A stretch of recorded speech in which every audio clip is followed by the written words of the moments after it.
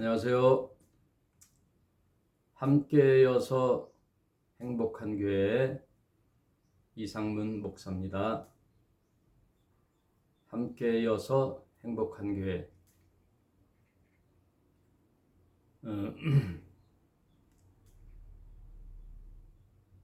나 혼자 행복하면 안 되죠. 네. 남자들의 로망이라고 요새 그 어떤 TV 프로의 종편에서 나는 자연인이다라는 프로가 이제 인기잖아요. 이 세상에서 많은 상처를 받고 또 복잡한 이 도시를 떠나서 정신없이 살다 보니까 건강도 잃고 사람에게 치여서 이것도 저것도 다 싫고 다 자포자기할 때 아내도 떠나고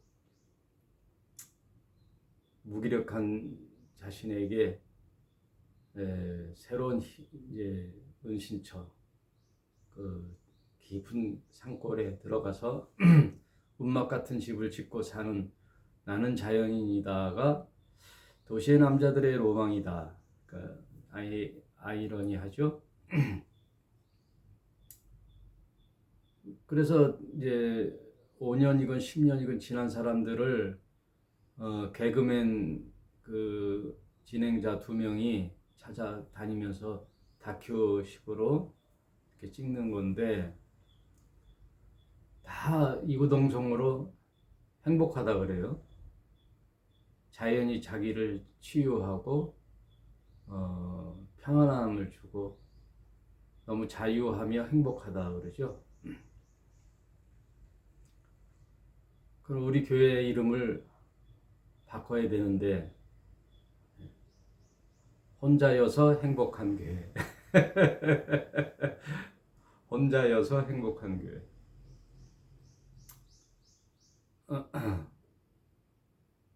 혼자 살아서 행복한 사람. 요즘은 비혼주의자도 많고 부부로 서로 원수가 돼서 사느니 차라리 혼자 자유롭게 사는 게 낫겠다 싶은 그런 시대가 됐죠. 그런데 성경은 하나님께서 혼자 사는 독처한 것을 좋게 여기지 아니하셨거든요. 네.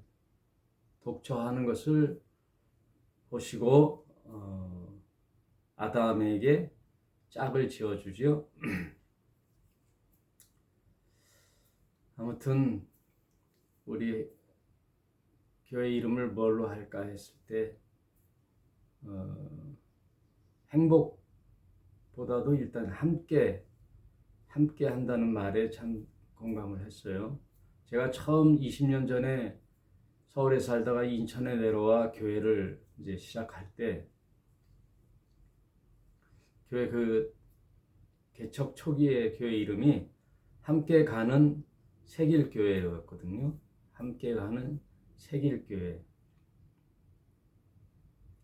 20년을 목회하고 보니까 깨달았어요. 새 길은 없다. 새 길은 없다. 옛 길을 다시 가는 거죠. 옛 길. 복음서에 나타난 예수님이 가신 그 길. 이미 예수님이 가신 진리의 길, 그것이 다시 그 발자취를 찾아가는 길이 나 혼자가 아니라 함께여서 행복한 길이 되겠죠. 요즘 제가 오늘 데살로니가 전서 4장 5장을 하고 마무리 지을 텐데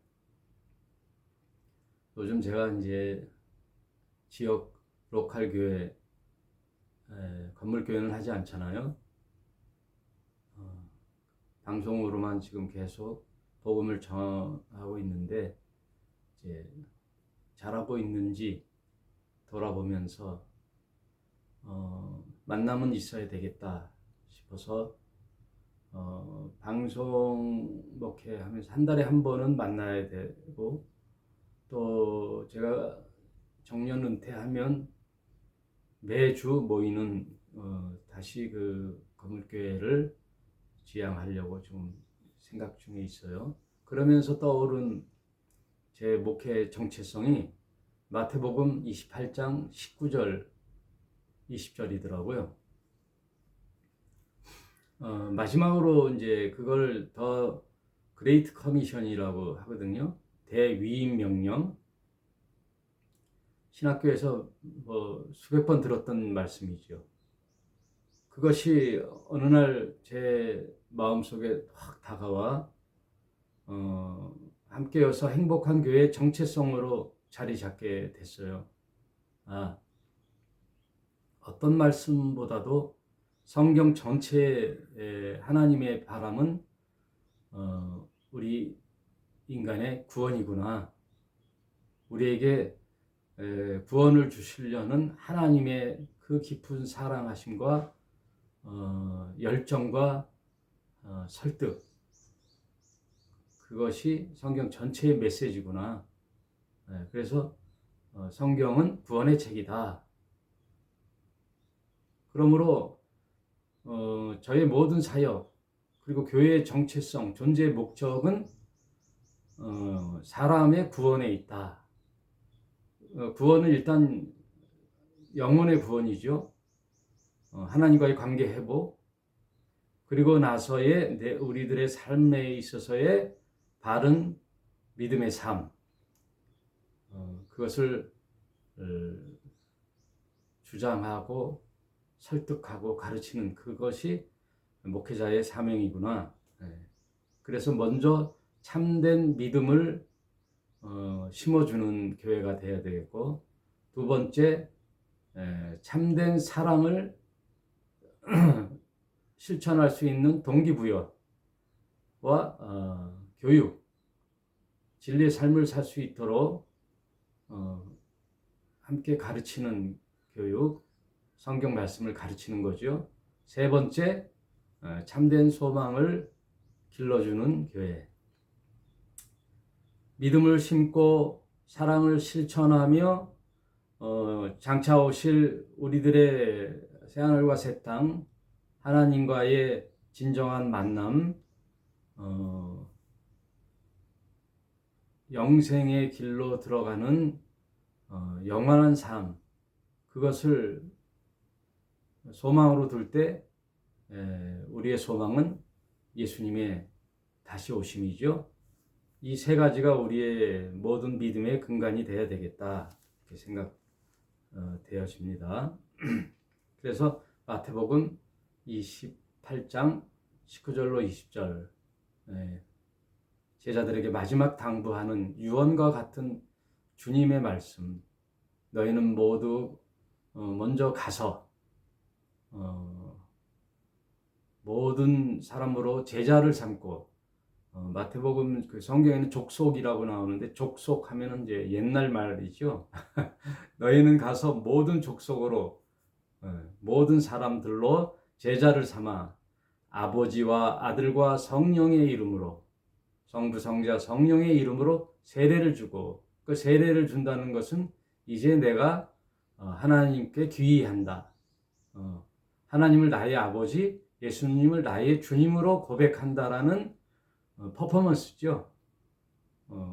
말하자면 결혼식이죠. 우리 남녀가 부부가 되기로 약조하면, 혼인신고하면 실제 사실혼이 되지만, 모든 지인과 친척들에게 우리 결혼합니다, 부부입니다 라고 공포하는 퍼포먼스가 결혼식이듯, 내용과 더불어 실제 주님, 예수 그리스도가 나의 주님이라는 고백의 행위, 그게 세례죠. 그래서 너희는 먼저 가서 성부 성자 성령의 이름으로 세례를 주고, 내가 너희에게 분부한 모든 것을 가르쳐 지키게 하라. 바른 신자의 삶을 가르치는 거예요. 뭘 가르쳐요? 성경을 가르치는 거죠. 성경을 가르치고 또한 내 삶에서 그 말씀대로 살아가는 신자의 바른 도리, 그것을 지키게 하라. 볼지어다. behold거든요. 이거는 신의 다짐은 거의 100% 확증이잖아요. 볼지어다. 내가 세상 끝날까지 항상 너희와 함께 하리라. 이것은 임마누엘 주님으로서 영으로 오신 성령님께 우리를 이제 우리와 함께 한다라는 예수님의 선언이죠. 이것처럼 참 교회 정체성의 말씀이 물론 다른 말씀도 많이 있지만 참 교회의 결국의 목표는 사람을 살리는 구원에 있구나. 사람 영혼 구원, 그리고 이 땅에서 바른 신자의 삶을 살게 하는 그것이 교회의 존재의 목적이구나. 이것을 깨달아 이 말씀을 내 평생에 이제 남은 목회 후반전에 비전의 말씀으로 삼았어요. 오로지 나는 사람 구원의 목표를 둬야 되겠다. 딴 거에 미련 없고 전혀 관심도 없고 오직 우리 함께하여 행복한 교회에 오시는 모든 분들에게 구원에 이르기까지는 그것은 반드시 이루어야 되겠다. 저와 함께하는 모든 성도님들은 반드시 하나님 앞에 나아가는 구원의 생명을 얻게 해야 되겠다. 그것은 제 목표나 노력으로 되는 건 아니죠. 먼저 하나님의 크신 역사와 은혜가 있고 그다음 그것을 수용하고 받아들이는 우리 신자들의 결정이 있어야 되겠죠. 믿음의 결정, 선택. 그러기 위해서는 부단히 제가 말씀을 가르치고 설득하고 공유하며 공감하는, 그래서 함께하여 행복한 교회, 그것을 마음에 뜨겁게 다가왔어요.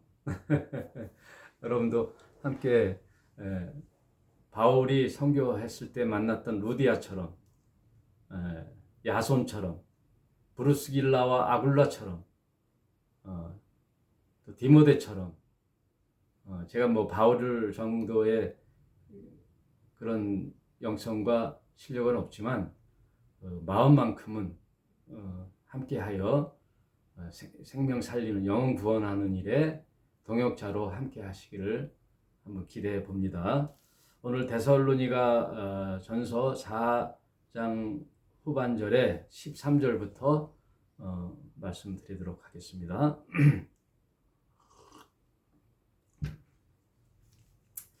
형제들아, 자는 자들에 관하여는 너희가 알지 못함을 우리가 원치 않으니. 이게 이제 히브리적 문장의 특성이에요. 특히 바울이 부정 강한 긍정이죠.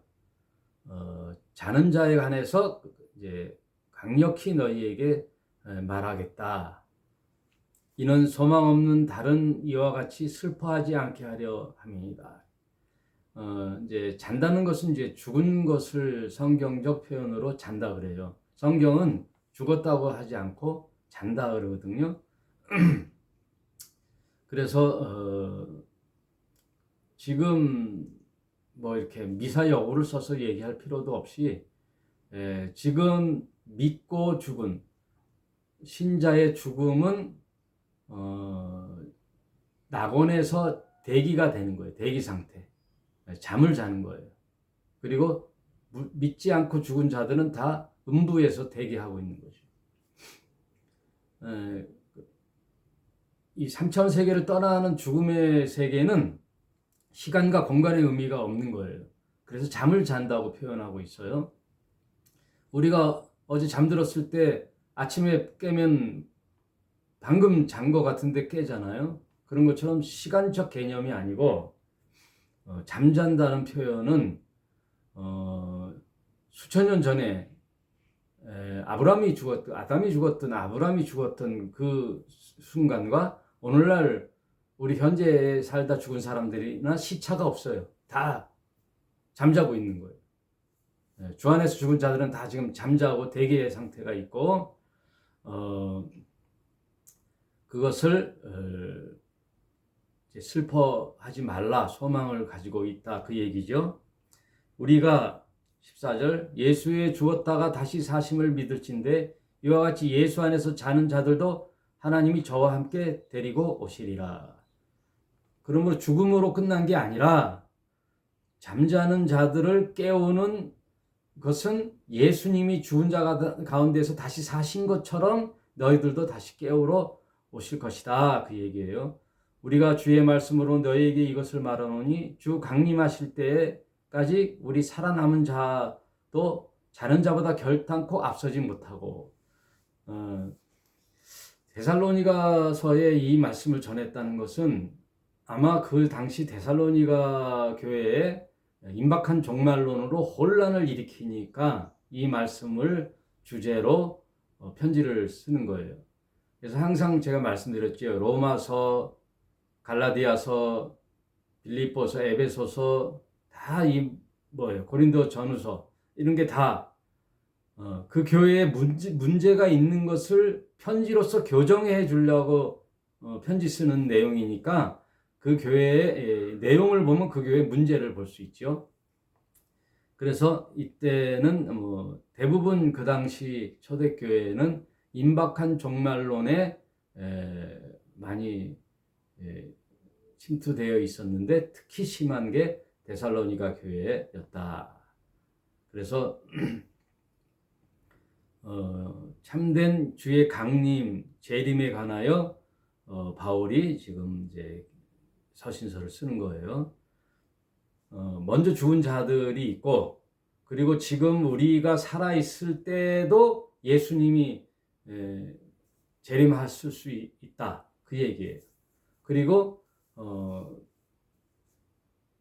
지금 그 시제는 누구도 알 수 없고 하나님의 그 타임라인에 있지만 임박한 종말론 주의 재림보다도 우리가 갖고 있어야 될 것은 우리의 믿음의 자세다, 그 내용이에요. 그래서 언젠가는 주님이 오실 텐데 주님이 오실 때는 이런 모습으로 오신다. 그래서 제가 종말론에 대한 바른 인식은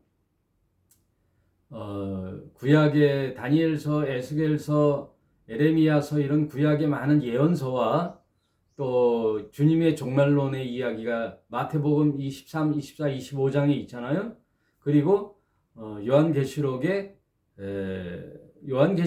이미 지구의 종말의 끝에 사는 그 시대 사람들에 대한 말씀이니까 요한계시록이 반드시 있어야 되고, 창세기의 족장시대, 인류의 시작의 시대에 살았던 사람들의 그 여정과 그 내용들이 창세기에 있잖아요.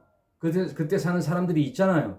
그때 하나님이 어떤 말씀을, 율법을 통하여 하나님이 어떻게 그 시대 사람들에게 하나님의 뜻을 가르쳐 주시고 선포했을까의 내용도 있듯이, 언젠가는 있을 지구의 끝, 종말에 그 시대를 살아가는 사람들의, 신자들의 삶에 대한 하나님의 말씀이 있단 말이에요. 그게 없으면 성경은 진리의 책이 아니에요. 성경은 과거에 매몰된 책이 아니고 또 현재만 있는 것도 아니고 미래까지. 그래서 알파와 오메가라고 계시록에 말씀해 주시거든요, 주님이. 그리고 처음과 나중이라. 창세기가 있고 끝인 요한계시록이 있는 거예요. 그리고 현재 우리가 사는 삶에서의 어떤 삶을 살까라는 본론의 복음서의 내용이 있는 거예요. 이게 그래서 성경은 진리의 책이 되는 거예요. 그리고 놀라운 것이 우리 삶의 실제 모습이 영적인 세계에 투과되어 그대로 적용된 모습들이 우리의 삶이에요.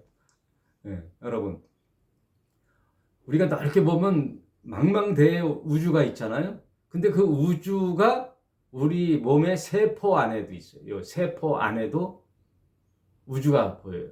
그 세포를 쪼개보면 어마어마한 비밀이 숨어 있듯이 온 우주가 압축된 게 우리 생명과 세포예요. 놀라운 것처럼 영적 세계에 하나님의 영적 세계가 투영되어 실제 우리에게 보여지는 3차원의 세계에도 그 모습이 있단 말이에요. 하나님의 신성의 모습들이 이 세상에도 있단 말이에요. 놀라워요. 그래서 예수님이 오시기 전에 인류의 역사를 BC라 그러죠. 그리고 예수님의 탄생 이후를 AD라 그래요. 그래서 예수님을 믿든 안 믿든 내 종교가 기독교든 아니든 다른 거든 관계없이 우리는 그 연도에 노출되어 얹혀서 적용되어 살고 있는 거예요. 이와 마찬가지로 우리가 학교에서 다닐 때 학교에 가면은 담임 선생님이 있어서 조회를 하잖아요. 1교시 하기 전에 조회를 하지요. 그것은 마치 인류의 시작인 창세기와 같은 거죠. 오늘 하루의 삶이 장구한 인류 역사의 한 부분이잖아요. 네. 오늘 하루하루 총집합이 인류 역사의 세계예요.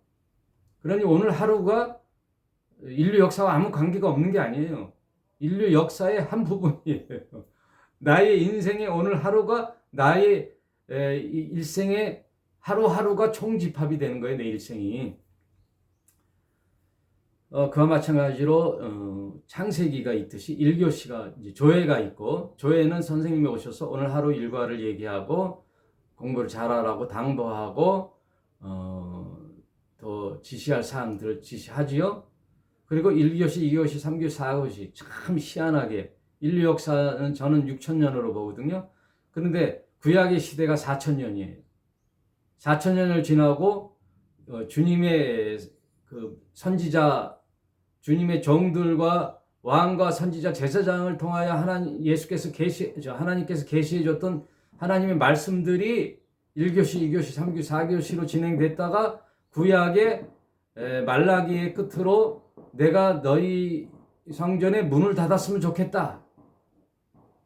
너희 제사가 너무나 이제는 꼴보기 싫다. 역겹다. 할 정도로 이제 하나님의 계시의 말씀이 끊어진 시대가 있어요. 그게 성경에는 한 장 차이지만 구약과 신약의 사이는 400년의 암흑기가 있어요. 왜? 하나님의 계시의 말씀이 없기 때문에 그걸 암흑기라고 그래요. 마치 우리가 점심시간을 하면은 선생님의 가르침이 없듯이 점심시간이 있고, 그 다음 점심시간이 지나면서 제5교시로 시작됐다는 것은 인류의 후반기를 시작하는 거예요. 후반기. 5교시, 6교시. 그리고 종례가 있잖아요. 그렇다는 것은 예수님이 출현하여 하나님의 구원의 계획이 실제 그의 아들을 보내어 적극적으로 이제 인류를 구원하는 하나님의 실행이 역사적으로 볼 때는 뭐예요? 말세의 시작이에요. 이제는 말세로 달려가는 시그널이란 말이에요. 예수님이 이 땅에 오셨다는 것은 말세를 이제 시작되는 그 시점이란 말이에요. 점점점 이제 더 심화되는 거예요. 그래서 끝에를 뭐라 그래요? 말세 말이라 그러는 거예요.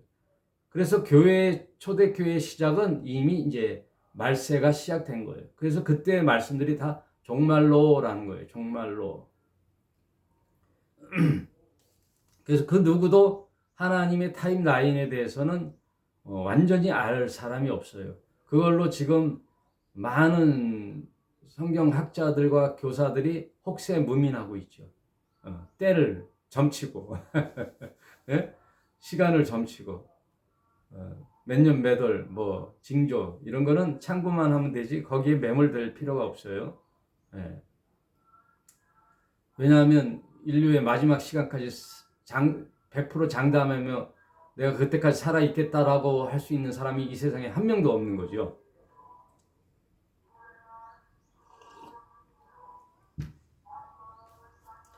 그래서 이제 조회가 있었다면은 반드시 종례가 있는 거죠.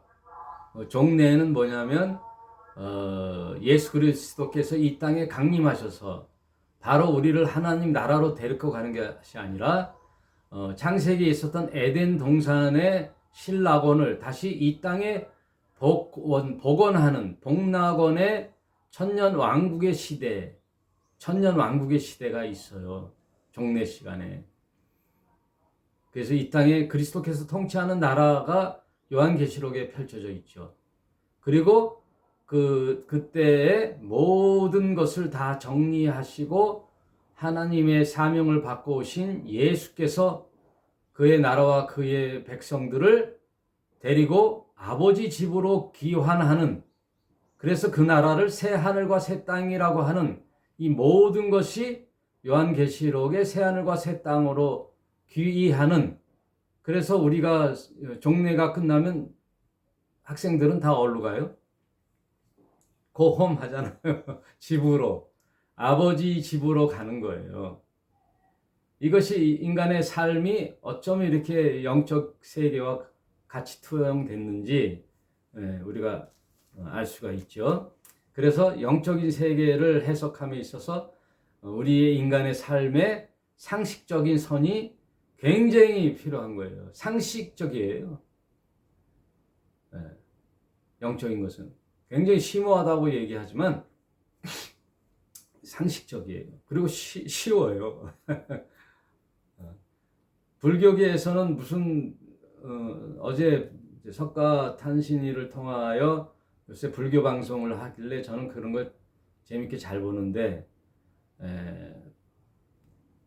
그 석가모니 일생을 그림으로 그렸던 것을 이제 팔정도라 그런지 그 8가지의 행적을 그림으로 불화라 그러죠. 그런 내용을 설명하면서 하는데 석가모니 그 본명은 고타미 시타르타죠. 그분이 수행했던 모든 과정을 본보기로 보여주면서 다 부처를 믿어 그들이 얘기하는 도에 이르는 게 아니라 부처가 갔던 길이 하나의 샘플이 되어 다 너희 각자도 부타가 되라 라는 거거든요.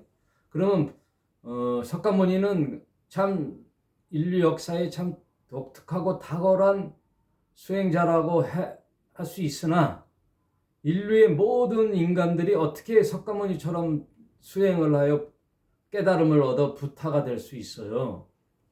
그리고 불가에서 보니까 3000배를 해야 비로소 어떤 그 세계를 그 수행의 정진에 입문을 했다 할 수 있다고. 그 3000배 얘기를 이제 성철 스님이 했다 그러대요. 그것을 더 나아가 10,000배를 하는 사람도 있더라고요. 그래서 어떤 사람은 자기 집 골방에 그 절하는 수행의 그 자리를 만들어서 3000배를 매일 한다 그러더라고요. 그러면서 그 모든 잡념을 없애고 수행을 하는 건데 제가 쭉 보니까 핵심은 모든 집착으로부터의 해방, 그것에 가장 도달하는 꼭지점이 부타가 되는 거죠. 붓다, 깨달은 자가 되는 거죠. 그런 걸로 볼 때 우리 기독교 이 성경의 가르침은 반대예요. 반대. 모든 인류가 누구나 참여할 수 있고 구원받을 수 있고 하나님과 함께 할 수 있는 길로 가는 길이에요. 우리의 노력이 없어요. 믿음에 관해서, 구원에 관해서는 우리의 노력이 없어요. 우리의 실천과 수행이 없어요. 모든 것이 하나님의 은혜예요. 하나님의 은혜에 응답하냐 안 하냐가 구원의 결정적인 요소예요. 그래서 인류의 모든 사람들에게 적용할 수 있는 것이 진리예요. 성경은 그걸 가르쳐주고 있어요. 남녀노소 많이 배운 자나 적게 배운 자나 부유한 자나 가난한 자나 어리석은 자나 관계없이 누구에게나 주 예수 그리스도를 의지할 수 있는 선택, 응답, 믿음, 이것은 누구나 가능한 거죠.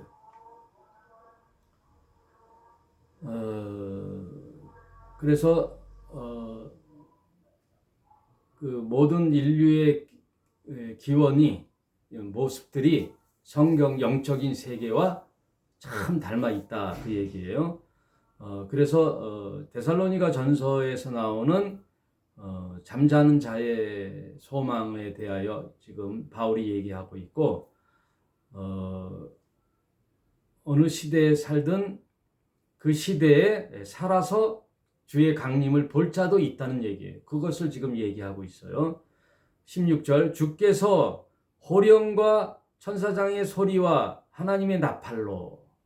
그러니까 주님이 강림할 때에는 세 가지 모습이 있어요. 먼저 호령이 먼저 있어요. 큰 소리. 연병장에서 대대가 있으면 대대장이, 중대가 있으면 중대장이, 연대장이 호령을 하죠. 연대 차렷 열중시엇 하잖아요. 그런 거와 마찬가지로 호령을 하고, 그러면 사단장이 부대 열중시엇 하고 이제 명령을 내리는 거, 호령을 하죠. 그리고 적군과 싸울 때에는 그 대장이 호령을 하죠. 진군하라 하고 명령을 하는 그 호령이 항상 있어요. 그래서 주님이 이 땅에 오셨을 때는 먼저 호령이 있어요. 이 호령이란 말은 크게 외치는 소리인데 그것은 잠자는 자를 깨우는 소리거든요. 우리보다도 살아있는, 그 당시 주님 오실 때 살아있는 사람들보다도 먼저 앞서는 게 잠자는 자를 깨우는 거거든요. 그게 마치 뭐와 같냐면 마가복음에 예수님께서 이제 회당에서 말씀하실 때 회당장의 딸이 아프거든요. 그래서 회당장이 와서 주님께 부탁을 해요. 우리 딸 좀 치료해 달라고. 그래서 그러냐 가보자 했더니 이미 그 전령이 와서 회당장에 그럴 필요 없다. 죽었다. 당신의 딸은 죽었으니 주님께서 이제 예수께서 올 필요는 없다. 그 얘기를 했더니 예수께서 뭐라고 하시냐면 마가복음 5장 예수께서 그 하는 말을 곁에서 들으시고 회당장에 이르시되 두려워 말고 믿기만 하라 하시고 베드로와 야고보와 요한 형제를 데리고 아무도 따라옴을 허락지 아니하시고 회당장의 집에 함께 가서 그 장례식장을 보니 많은 사람들이 헌화를 하지요. 곧 장례식장이 헌화를 하고 사람들이 울며 심히 통곡함을 보시고 들어가서 저에게 이르되 너희가 어찌하여 헌화하고 우느냐 이 아이가 죽은 것이 아니다 잔다 하시니 죽은 게 아니야 자고 있는 거야 하고 했더니 회당장의 그 아버지에게 한번 예수께서 말씀하셨잖아요. 두려워 말라 믿기만 하라 그랬잖아요. 그랬더니 많은 사람들이 비웃었죠. 아니 이미 죽어서 장례를 치르고 있는데 당신이 무슨 재주로 잔다 그러냐. 그랬더니 저희가 비웃더라. 예수께서 저희를 다 내어 보내신 후에 아이 부모와 또 자기와 함께한 야고보, 요한, 베드로를 데리고 아이 있는 곳에 들어가서 그 아이의 손을 잡고 가라사대. 여기가 중요한 거예요. 달리다쿰 하는 거예요. 이건 아람어예요. 아람어 그대로 여기다 올려놨어요. 네? 네. 아멘 이런 것도 그냥 바로 해석하지 말고 올려놔야 되는데 그 당시 문자는 히브리어요. 또 통용된 글자는 헬라어지만 히브리인들의 그 말 이렇게 대화체는 아람어를 쓰고 있었어요. 그 아람어로 달리타쿰 하시니 번역하면 소녀야 따라 내가 네게 말하노니 일어나라 하심이라. 따라 소녀야 일어나라가 달리타쿰이에요. 그래서 달리타쿰은 늘 어느 집안이든 그 아침의 그 풍경이에요. 아버지가 딸을 깨울 때, 학교 가라, 밥 먹어라 할 때, 딸아, 일어나, 밥 먹어. 그것처럼 똑같은 게 달리다툼이에요. 그게 호령하는 거예요. 일어나! 하고. 그래도 딸들은 뭐야? 아빠, 5분만, 10분만. 그러다가, 야, 국 다 식어! 하고 들어가서 이제 이불을 벗겨버리죠. 일어나라고. 엉덩짜기를 차고. 그런 것처럼 했더니 소녀가 곧 일어나 걸으니 나이가 12살이라 사람들이 곧 크게 놀라고 놀라거늘 예수께서 이 일을 아무도 알지 못하게 하라. 숨기라. 저와 여러분 같으면 어때요? 내가 어떤 죽은 자를 살렸다. 기적이 일어났다. 그러면 유튜브에 알리고 뉴스에 나오고 인터뷰하고 네? 유명세를 타잖아요. 예수님은 아무도 이 일을 알지 못하게 해라. 그러니까 우리 인간하고 다른 모습이 이런 데서 나오는 거예요. 그리고 누구를 치료해서 낫게 하고 감사 인사를 하면 뭐라 그래요? 내가 너를 치료한 게 아니라 내 믿음이 너를 구원하였다 그러거든요. 이런 데서 예수님은요, 하나님의 아들이에요. 진리예요. 왜? 보통 인간 같지가 않아요. 인간 같지가 않단 말이에요. 예수님. 그래서 성지순례에 아무것도 없어요. 예수님의 죽음의 흔적도 없어요. 탄생 설화도 없어요. 탄생지도 없어요.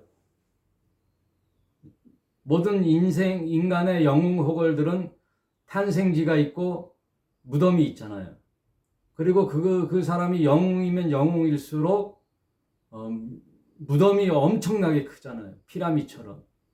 왕들의 묘지를 가보세요. 그러나 인류 역사의 만왕의 왕이신 예수는 무덤이 없어요. 죽음의 흔적이 없어요. 네. 그래서 지금 법궤도 없는 거예요. 십자가도 없어요. 예수님의 죽었던 흔적이 없어요. 왜? 그걸 신성시할까봐. 그의 영원한 진리는 우리 마음에 있는 거예요.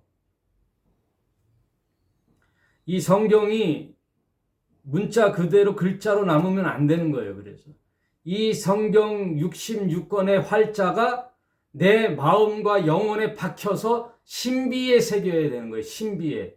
돌비가 아니라 이 마음판에 말씀이 새겨져 그 말씀이 살아 움직이는 성육화된 그런 신자가 돼야 되는 거예요. 여러분, 저와 여러분은 그런 삶을 사는 거예요. 그래서 여기다 저기다가 아니에요. 천국은.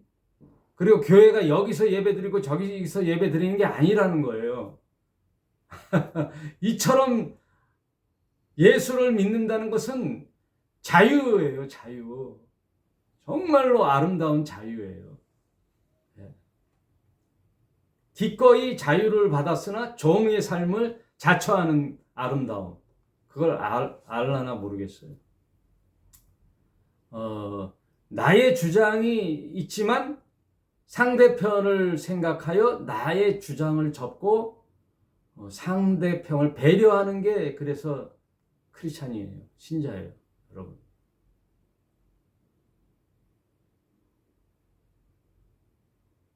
항상 남을 배려하는 거예요. 타인을 배려.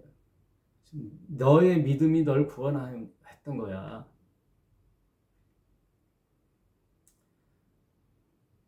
딸이 살아났지만 그 사실을 감췄어요. 누구도 알지 못하게 하라. 요한복음에 보면 오병이어의 기적이 나잖아요. 예?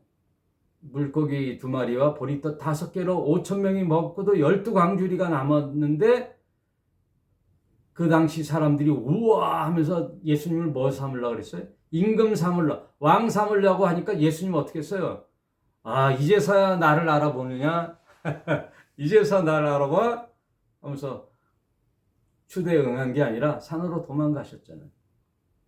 산으로 도망가셨어요.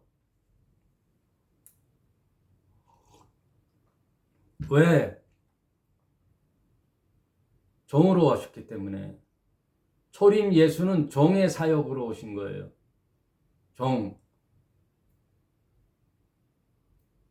제사장의 인류를 대신하여 십자가에 죽을 종으로 오셨단 말이에요. 그는 본디 하나님의 본체이시나 그와 동등됨을 취할 것으로 여기지 아니하시고, 빌립보서 2장 6절 이하에 나오죠. 자기 몸을 비어 종의 형체로 와서 하나님 앞에 죽기까지 순종하였으니 곧 십자가에 달려 죽으시더라.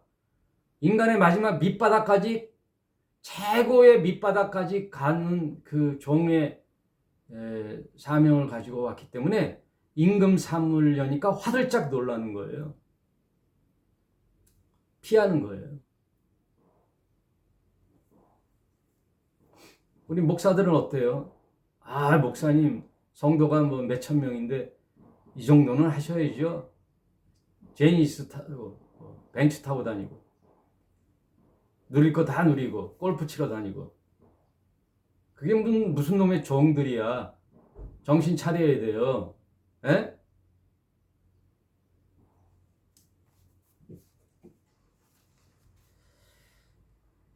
기함을 할 게, 복양실에 골프 버팅 라인이 있더라고요. 기함을 할 노릇이죠. 성도들이 그래도 못하게 자제를 시키고, 그 피땀 흘려 낸 헌금 가지고 목사가 좋은 차 타서 기름을 길바닥에 뿌리고 다녀요. 그런 거 마음 한 가지만 봐도 예수님하고는 전혀 다르잖아요. 예수님하고는 전혀 다르잖아요. 그게 무슨 목사 예수님의 종이에요? 입이나 좀 침이나 바르고 얘기를 해야지. 제가 뭐 너는 못 누리니까 너도 그러지 마 그러지만 객관적으로 얘기를 해보는 거예요. 그래서 주께서 호령과, 이게 이제 달리 다금처럼 잠자는 자를 깨우는 거예요. 호령과 천사장의 소리와 하나님의 나팔로 친히 하늘로부터 쫓아 강림하시리니 그리스도 안에서 죽은 자들이 먼저 일어나고, 그래서 죽은 자들이 먼저 일어나는 거예요. 그리고 나팔을 부는 거예요. 나팔. 그래서 요한계시록에 보면은 나팔 대접, 그 나팔 불 때가 있거든요. 대접 재앙, 또 뭐예요? 나팔 재앙이 있거든요. 나팔 재앙. 나팔절에 불거든요. 나팔을 분다는 것은 뭐냐면, 여리고성을 돌고 나서 마지막으로 나팔 불 때 여리고성이 무너졌잖아요. 그리고 적들을 향하여 진군할 때 나팔을 불고, 혹은 적들이 침입했을 때 파수대가 보고 경각심을 주려고 나팔을 부는 것처럼, 이 나팔의 의미는 어떠한 시작의 시점을 알리는 거예요. 우리가 생각하는 그런 나팔이 아니죠. 양각 나팔이죠. 유대에는 이제 뿔로, 양의 뿔이 이렇게, 저는 직접 봤거든요. 어떤 목사님이 딸 결혼식에, 아들 결혼식에 그 양각 나팔을 갖고 와서 한번 시험을 보여주더라고요. 꽝 하는데 엄청 크더라고요. 이제 예수님이 강림할 때도 이제 온 천하에 그것을 알리는 나팔을 불러요. 그 위에 우리 살아남은 자도 저희와 함께 구름 속으로 끌려 올라가. 먼저 자는 자를 깨우고 천사들과 함께 주님이 이 땅에 이제 내려오는데, 공중에서 내려오시죠. 그럴 때 이 땅에 살아있던, 그 당시 믿던 사람들은 뭐예요? 교회거든요. 교회. 신자들의 이야기가 교회예요. 교회가 이제 휴거를 말하죠. 여기가 휴거가 나오는 거예요. 들림을 당하는 거예요. 믿는 자들이 구름 속으로 끌려 올라가는 휴거가 있게 되는 거죠. 그 휴거의 근거의 말씀이 여기에요. 그 당시 교회는 심판을 받기 전에 교회는 하나님의 백성과 함께 하는 거예요. 그래서 모든 주 안에서 믿는 자들이 잠에서 깨어나고, 그리고 그때 믿었던 교회들이 휴거를 해서 예수님과 함께 이 땅에 지상 재림을 하는 사건이 요한계시록에 나와요. 19장에 주의 강림하는 날에. 그래서 이 땅에 하나님의 그 주님의 나라, 예수 그리스도의 나라, 아담이 통치했던 에덴 동산과 같은 주님의 나라를 이 땅에 다시 복원해서 이사야서에서 얘기했던 아이가 독사굴에 손 놓고 양과 염소가 사자와 함께 뒹구는, 사자가 양을 잡아먹어야 되는데 이제 그런 싸움이 없는 거지요. 풀밭에서 양과 사자가 함께 뒹굴고 독사골에 아이가 손을 넣고 장난을 쳐도 물리지 않고 사막이 숲을 이루고 했던 모든 이 땅의 저주가 다시 복원되는 거예요.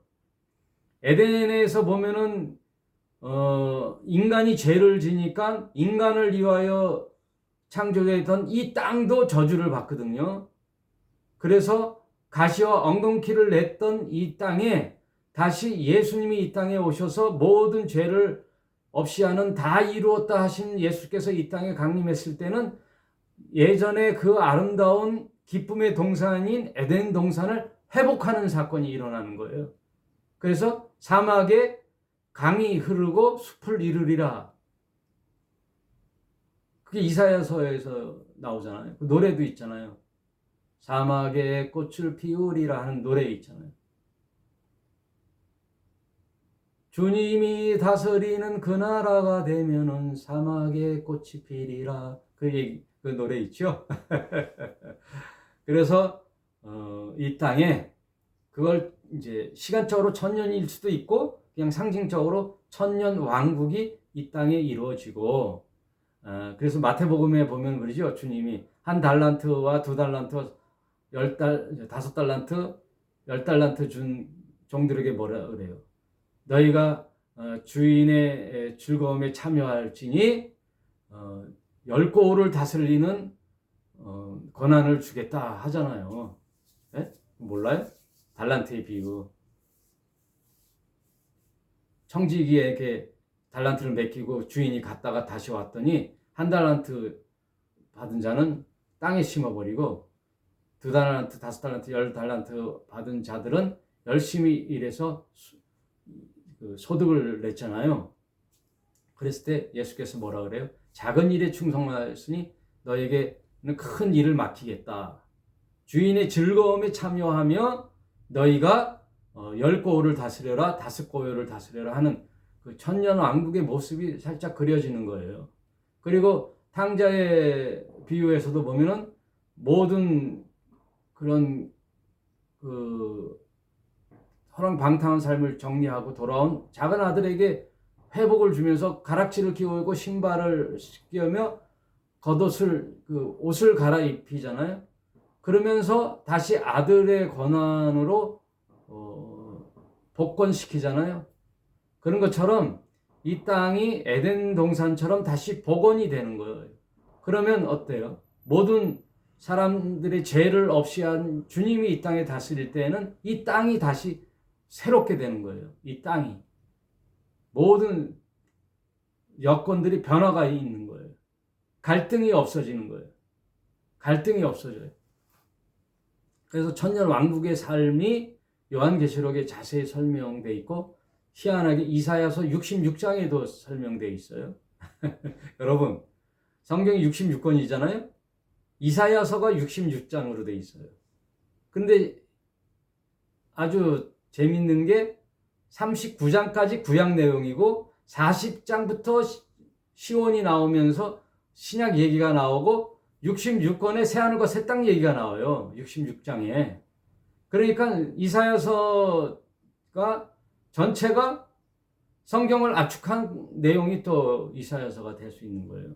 그래서 요한계시록에 보면 천년 왕국의 시대가 나오고 또 마지막 심판을 이루고 영원한 불못이 나오며 이제 새 하늘과 새 땅으로 하늘에서 하늘 보좌가 내려와 마지막 주님께서 인류를 이제 신자들을 데리고 세세 영원 무궁토록 하나님을 찬양하고 어린 양 예수를 찬양하며 존귀와 영광을 올리는 그런 모습들이 마지막으로 피날레를 장식하는 그런 모습이 있잖아요. 그러므로 이제는 불안한 에덴 동산이 아니라 완전한 에덴 동산. 전화가 와서 갑자기. 네, 온전하고 진리이신 예수님이 다스리는 그런 나라는 완벽한 나라에서 그 나라와 그 백성이 세세 영원토록 하나님 나라에 합일일체되는, 그래서 신적 삶을 사는 영생의 삶을 누리는 그런 모든 내용들이 계시록에 되어 있죠. 그런 것을 믿고 사는 것이 우리에 있어요. 그러니까 믿음으로써 하나님과 하나가 되고 사랑으로서 예수님이 가셨던 길을 뒤따라가는 사랑의 실천을 하며 그다음 주님이 오셔서 그런 나라를 세우는 것에 소망을, 재림의 소망을 두는, 천국의 소망을 두는 인내로서 살아가는 신자의 삶이 얼마나 아름다워요. 저와 여러분은 그런 삶을 희망하고 보장받고 살아가는 삶을 이 땅에서 사는 거예요. 그래서 잠시 받는 우리 고난은 넉넉히 이길 수 있는 고난이죠. 임신한 그 여인이 해산의 고통은 있지만 그 해산의 고통을 넘어 아이의 생명을 출산하는 기쁨을 생각하며 그 고난을 견딜 수가 있잖아요. 그와 같은 거예요, 여러분.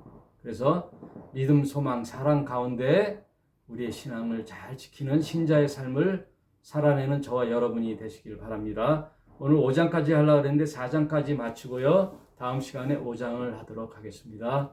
여러분, 감사합니다.